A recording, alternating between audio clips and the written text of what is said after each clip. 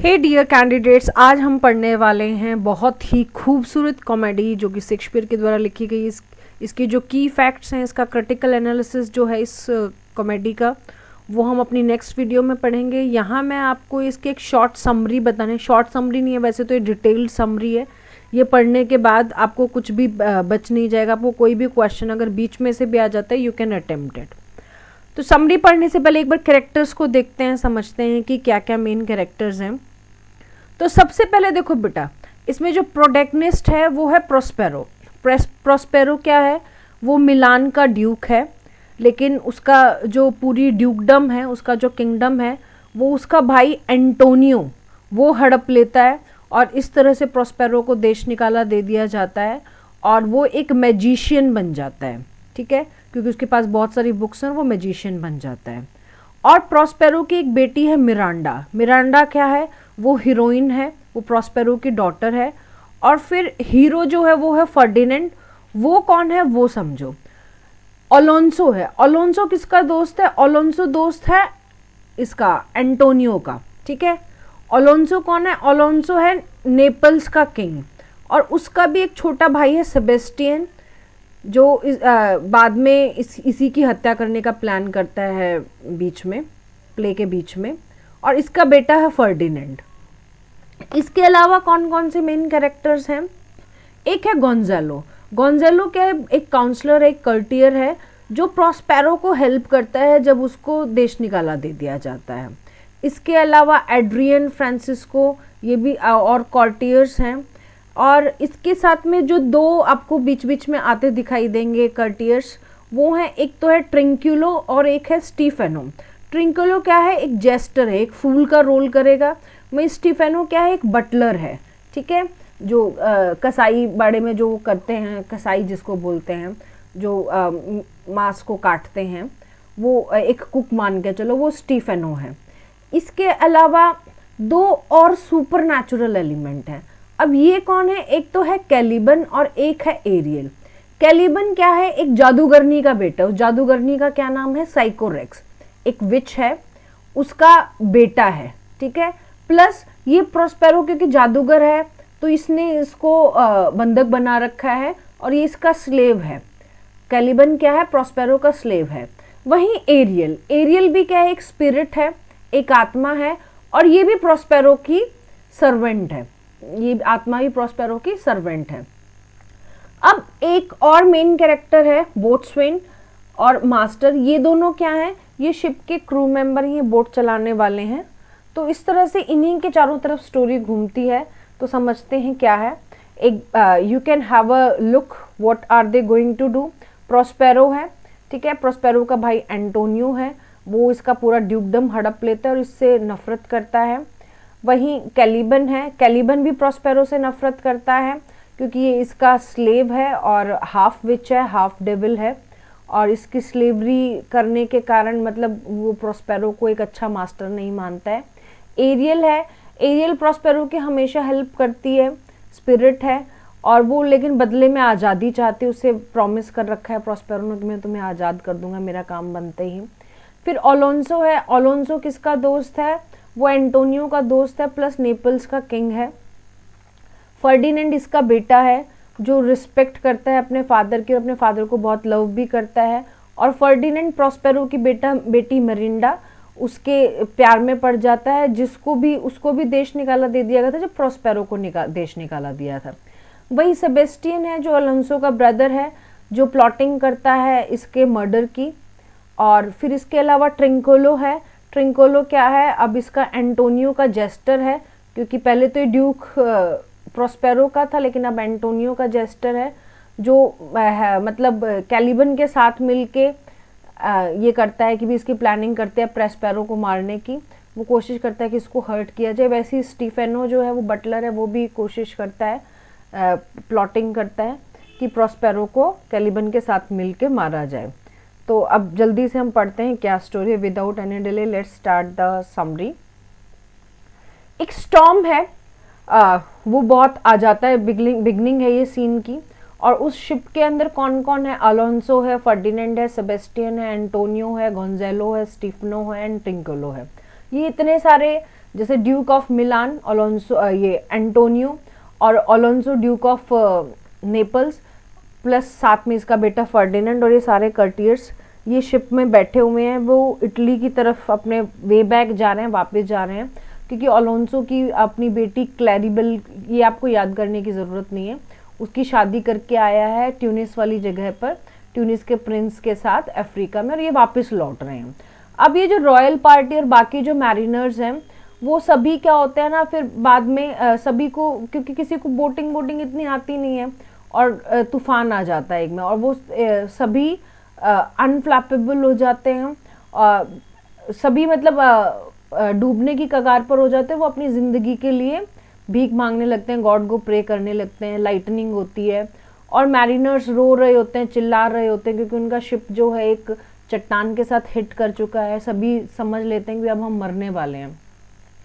और अगला सीन जब आता है उसमें वो बिल्कुल ही शांति है, वहाँ पर डेजर्टेड प्लेस है। मिरांडा और प्रोस्पेरो वो आइलैंड के किनारे पर खड़े हुए हैं, और वो देख रहे हैं कि जो कल जो ये शिपरैक हुआ है, जो शिप टूट गया है, उसमें अब कौन कौन है, कौन बचा है। तो मिरांडा दूर से, जैसे ये लोग देख रहे हैं सारा सीन, तो मिरांडा कहती है अपने फादर को कि प्लीज़ इन बेचारे लोगों की हेल्प करो। तो प्रोस्पेरो कहता है कि मैं सब कुछ ठीक करूँगा, तुम चिंता मत करो।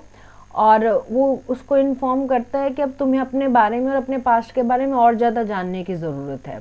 और वो बताता है कि ये जो शिपरैक हुआ है वो उसने खुद ऑर्केस्ट्रेट किया, उसके खुद के जादू के कारण ये हुआ है। ये कोई तूफान वूफान ऐसा आया नहीं था, लेकिन वो इन लोगों को हर्ट करना चाहता, तो फिर उसके पास्ट की लेंथी स्टोरी बताता है।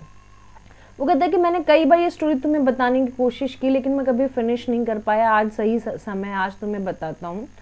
और फिर वो बताता है कि स्टोरी ये है कि प्रोस्पेरो जो मैं आज तुम्हारे सामने हूँ, वो एक्चुअली मैं पहले मिलान का ड्यूक था, लेकिन मेरा जो भाई एंटोनियो है उसने अलोंसो के साथ मिलकर, जो कि नेपल्स का राजा है, सारी मेरी पोजीशन को हड़प लिया, मुझे किडनैप किया, और एक राफ्ट के साथ मुझे बांध के समुद्र में छोड़ दिया ताकि मैं मर जाऊँ।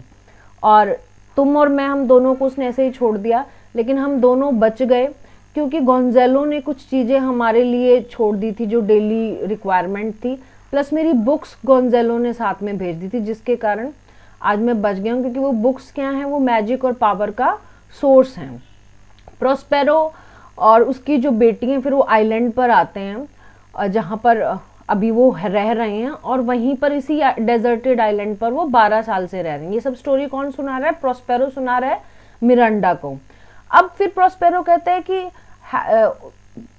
only now has fortune at last sent his enemies his way and he has raised the tempest in order to make things right with them once and for all। कहते तेरे को घबराने की ज़रूरत नहीं है, अब भाग्य ने हमारा साथ दिया है, मेरे दुश्मन सारे मेरे रास्ते में आ रहे हैं, तो ये इसीलिए मैंने सारा टेम्पेस्ट उठाया, ये पूरा तूफान मैंने रेज किया है, ताकि मैं सारी चीज़ों को हमेशा हमेशा के लिए ठीक कर दूँ।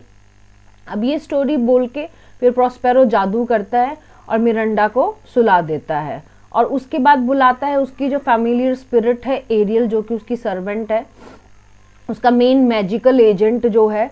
प्रोस्पेरो और एरियल फिर डिस्कशन करते हैं कि भाई क्या करना चाहिए, तो और वो रिवील करते हैं कि Ariel brought the tempest upon the ship. फिर एरियल बताता है कि मैंने, जैसे आपने कहा था सरकार, हुजूर आपके आदेश के अनुसार मैंने टेम्पेस्ट ला दिया है शिप के ऊपर, मास्ट में फिर आग लगा दी है। मास्ट होते ही जो बेटा ऊपर की तरफ, ये जो पूरी, इसको मास्ट बोलते हैं, ठीक है, जिसके सहारे पूरा टिका रहता है, ये जो कपड़ा सा और ये जो पूरा ये एरिया जो होता है, वहाँ आग लगा दी है। और फिर मैंने ये भी कोशिश पूरी करी है कि भाई सारे लोग सेफ भी बच जाएं और आइलैंड तक पहुँच जाएं। तो जैसे जैसे आपने हुक्म किया था मैंने सारी चीज़ें कर दी हैं। हाँ, लेकिन कुछ एक लोग ना एक दूसरे से सेपरेट हो चुके हैं और स्मॉल स्मॉल ग्रुप्स में हो चुके हैं। एरियल क्या है, वो पकड़ा हुआ सर्वेंट है प्रोस्पेरो का। फिर वो मास्टर को याद दिलाता, देखो भाई तुमने मुझे इतना काम बोला था मालिक, मैंने कर दिया है, अब मुझे फ्री कर दो, अब मुझे आज़ादी कर दे दो, क्योंकि तुमने 1 साल पहले प्रॉमिस किया था कि मैं कोई ऐसा टास्क कर दूंगा तो तुम बदले में मुझे मैं बिना कंप्लेन के अगर ऐसा काम कर दूंगा तो तुम मुझे आज़ाद कर दोगे।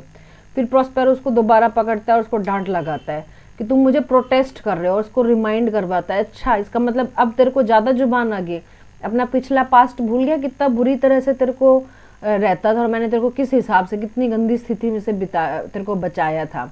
क्योंकि जब तक प्रोस्पेरो उस आइलैंड पे नहीं आया था ना, तो वहां पर एक पहले जादूगरनी रहती थी, एक विच थी जिसका नाम था साइकोरेक्स। और साइकोरेक्स ने क्या किया था, एरियल को कैद कर लिया था और उसको एक ट्री के अंदर कैद कर दिया था। अब साइकोरेक्स तो मर गई, अब बेचारा एरियल भी उसी के अंदर ट्रैप रह गया था। लेकिन जब प्रोस्पेरो आया तो उसने उसको उस ट्री से आजाद करवाया, और बदले में फिर एरियल उसका गुलाम बन गया था, एरियल उसका सर्वेंट बन गया था कि तुम 1 साल तक मुझसे जो कहोगे, जैसे काम बोलोगे वो करने के लिए मैं तैयार हूँ, उसके बाद मुझे फ्री कर देना। अब एरियल फिर वापस प्रोस्पेरो को एश्योर करता है कि ठीक है मुझे पता है मेरी क्या जगह है, मैं तो आपका ही हुक्म मानूंगा सरदार।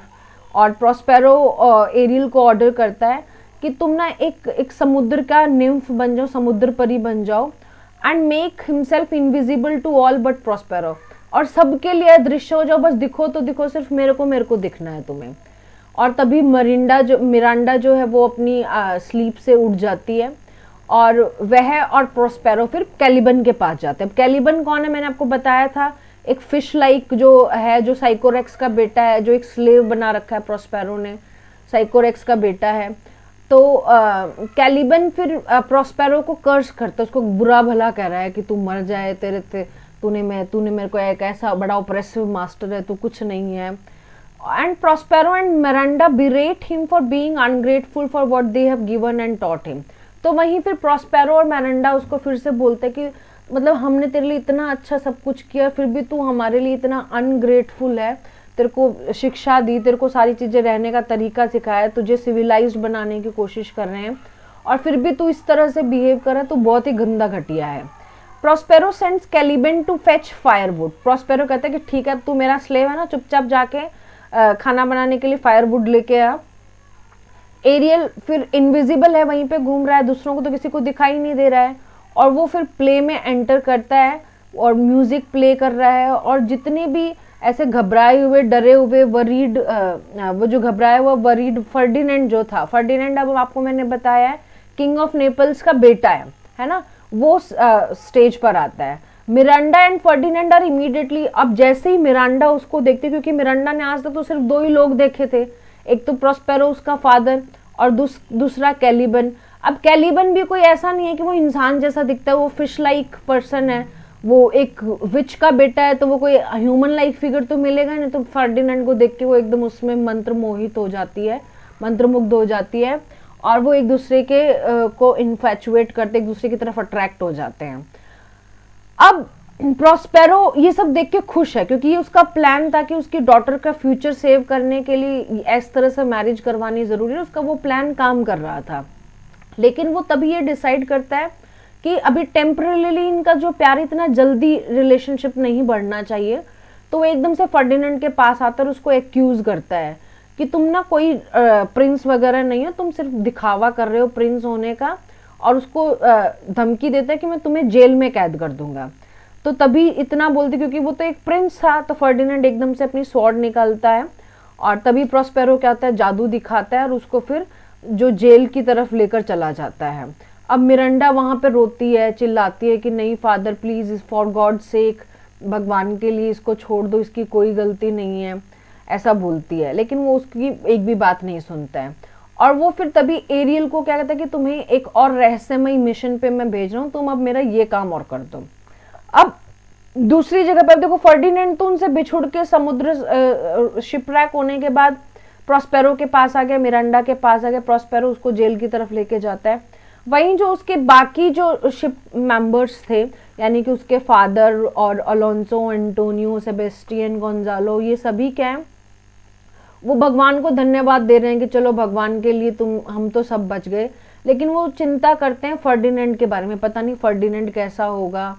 अलोंसो कहता है कि काश मैंने अपनी बेटी की शादी यहाँ ट्यूनिस के राजकुमार से नहीं करते, अगर नहीं करते तो हमें ये सी जर्नी नहीं करनी पड़ती, तो आज मेरा बेटा जो है वो जिंदा होता।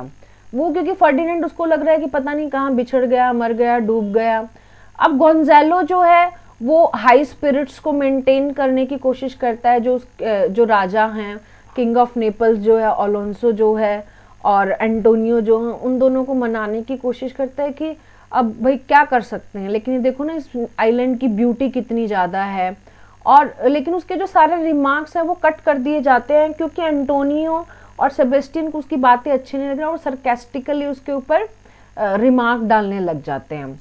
अब एरियल आता है, अब लेकिन आपको पता है कि एरियल इनविजिबल है ना, तो एरियल फिर इनविजिबल लेकिन वो म्यूजिक प्ले करता है और सभी को क्या करता है, सुला देता है।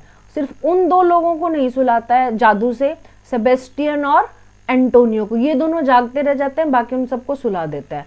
अब ये दोनों क्या करते हैं, आपस में डिस्कस करते हैं कि कैसे अगर हम अपने सारे साथियों को मार दें। तो एंटोनियो सेबेस्टियन को मनाता है कि अगर तूने इसको मार दिया, अपने भाई अलोंसो को मार दिया, तो कल को तू राजा बन जाएगा, फिर तेरा जो बेटा है वो उत्तराधिकारी बनेगा, नहीं तो फर्डिनेंड बनता। अब फर्डिनेंड तो मर गया है वैसे भी, तो अब वो तो कोई क्लेम ले भी नहीं सकता है। अब सेबेस्टियन इस बात के लिए कन्विंस हो जाता है। अब वो दोनों क्या करते हैं कि उन जो सोए हुए सारे लोग हैं उनको स्टैब करने की कोशिश करते हैं, उनका कत्लेआम करने की, उनपे तलवार घोंपने की सोच रहे होते हैं, प्लान कर तलवार निकालते हैं। तभी एरियल, क्योंकि वो इनविजिबल है, वो एकदम से ऐसा जादू करता है कि गोंजालो आवाज करते हुए एकदम से उठ जाता है, उसको आवाज से सुनाई देती है और गोंजालो एकदम से उठ जाता है।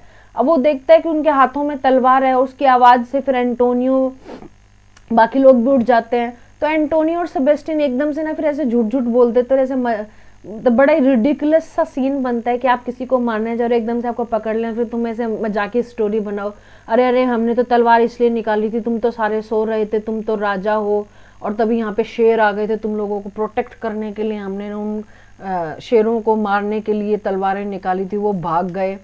अब एरियल वापस प्रोस्पेरो के पास चला जाता है और वहीं अलोंसो और उसके जो बाकी पार्टी मेंबर्स हैं वो सभी फर्डिनेंड को, पार्टी मेंबर मतलब जो बाकी कंपेनियन जो हैं वो सभी फर्डिनेंड को ढूंढ रहे हैं।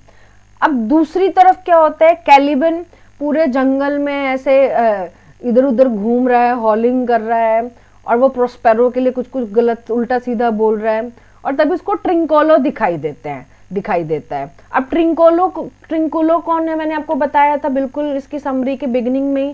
ट्रिंकोलो है जेस्टर, फूल है इसमें, ये अलोंसो का वो है, एक क्या बोलते हैं जो हंसी मजाक, जो एंटरटेनमेंट जो करता है। अब उसको देख के फिर उसको लगता है कि प्रोस्पेरो ने एक और कोई आत्मा को पकड़ लिया है, और ये भी अब आत्मा है जो प्रोस्पेरो ने भेजी है, ताकि मेरे को परेशान करने के लिए इसने भेजा है। तो वो वहीं लेट जाता है और एक उसका जो लूज आउटर गारमेंट जो था, उसका जो क्लॉक था, जो लबादा जो था, चौगा जो था, उससे अपने आप को कवर कर लेता ताकि इसको ट्रिंकोलो को मैं दिखाई ना दूं। अब एक स्टॉर्म आ रहा है, अब फिर से तूफान सा आ रहा है, तो ट्रिंकोलो बड़ा क्यूरियस है, लेकिन वो बिल्कुल ये भी अडिग हो रखा है कि कैलिबन का जो स्ट्रेंज अपीयरेंस और स्मेल है वो उसको, अब हवा चल रही है, तेज हवा चल रही है, तो उसको लग रहा है भाई ये लबादा सा अकेला क्या घूम रहा है और ये अजीब सी गंदी सी स्मेल क्या आ रही है इस क्लॉक के अंदर से। तो और वो अडिग है, उसको ये नहीं कि भाई कोई भी देखूंगा मैं कौन है, वो क्यूरियस हो रखा है इस चीज को लेकर। अब वहीं पर स्टीफेनो जो है वो भी पहुंच जाता है। अब स्टीफेनो मैंने आपको बताया था बटलर है, स्टीफेनो भी ने अच्छी खासी पी रखी है, गा रहा है, लुढ़क रहा है, और वो कैलिबन का अजीब सा व्यू देख के भी, ये तो ह्यूमन बीइंग तो था नहीं क्योंकि वो बिजायर स्पेक्टिकल था, उसका आउटर अपीयरेंस बड़ा ही अजीब था। और ट्रिंकोलो को भी वहीं पे देखता है कि ट्रिंकोलो भी इसके लबादे के अंदर घुसा हुआ, ये चल क्या रहा है। तो कैलिबन तभी उसको सुनते हुए, आवाज उसके गाने की आवाज सुनते हुए चिल्लाता है, और वो और भी जल्दी जल्दी काम करने लग जाता है, ताकि ये जो स्पिरिट्स जो हैं उसको लगता है कि ट्रिंकोलो स्पिरिट तो थी उसको परेशान करने के लिए, अब स्टीफेनो स्पिरिट भी आ गई है और वो वो दोनों उसको अकेला छोड़ दें, वो ऐसा सोच रहा है। तभी स्टीफेनो डिसाइड करता है कि दिस मॉन्स्टर, ये जो एक्चुअली कैलिबन है ना, वो उसको सोचता है कि ये मॉन्स्टर है, तो कहता है मैं क्या करता हूँ, इसको भी दारू पिला देता हूँ, इसको भी लीकर पिला देता हूँ। अब आप देखो स्टेज पर ये कितनी बड़ी कॉमेडी और कितना अच्छा लाफ्टर क्रिएट कर रहा है ऑडियंस के माइंड में, और वो कोशिश करता है कैलिबन को पिलाने के लिए, दारू पिलाने के लिए। अब ट्रिंकोलो रिकॉग्नाइज कर लेता है, ट्रिंकोलो कहता है अरे ये तो मेरा दोस्त स्टीफेनो है, और उसको भी आवाज लगाता है आजा आजा भाई तू भी आजा। तो वो तीनों इकट्ठे बैठते हैं और गप, हाँ भाई आजा, चल यार दारू पीते हैं, चल यार दारू पीते हैं। तो ये बड़ा ही कॉमिक सा सीन है, और कैलिबन भी पूरा एंथुसियास्टिक ड्रिंकर बन जाता है। वैसे तो उसने नहीं पी रखी थी, वो भी गा रहा है आजा आजा आई बाहर, दिल है बेकरार, है ना। तो कैलिबन भी बड़ा अभी हंस रहा है और ड्रिंक कर रखी है उसने भी। अब आगे क्या होता है स्टोरी में ये देखेंगे हम नेक्स्ट वीडियो में। Thank you.